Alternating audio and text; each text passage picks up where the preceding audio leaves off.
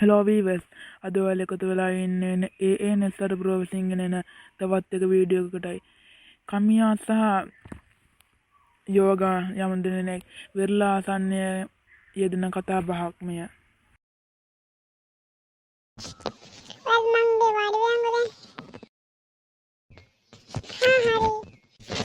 මචං කමියා මට හිතුණා මම මෙරාත් මේ මහා මුහුද රජ කරපු නායකයෙක් කියලා.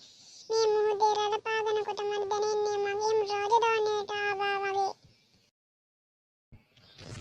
අයියෝ මචං පේනවා උඹේ නාටක පෙනුම් පේනවා.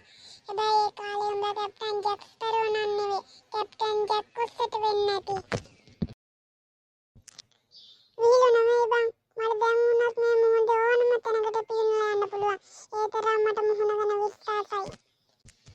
එහෙමද? එහෙනම් අර ඇට දෙන්න පේන බෝයාව ගාවට ගිහින් පීනලා වරින්. අප්පෝ ඕක මොකන්ද? මචං හැබැයි ඒක ප්‍රශ්නයක් තියෙනවා. මොකක්ද? හුස්ම ගන්න බැරි එකද? නෑ බං. මම ළඟදී කිව්වා මේ හරියේ ඉන්නවලු සෙල්ෆි ගහන කැමති මෝරු වර්ගයක්. මෝරු සෙල්ෆි ගහන උඹට පිස්සුද? ඔව් බං. උන්නවෙත් අපිට හපන්නේ නැහැලු.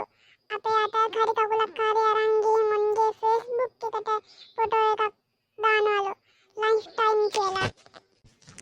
ඉතින් උඹ මහානායක නම් මෝරෙක් දැක්කාම හායි පාරක් දාලා උඹේ අතින් කකුලක් දෙල වරින් දැසට්ටකට. එපා බං අද මුහුද ටිකක් රළු වගේ. අපි වැල්ලේ වාඩි වෙලා මුහුදේ හුලම්බමු. ඒක තමයි නියම නාවිකයෝ කරන්නේ.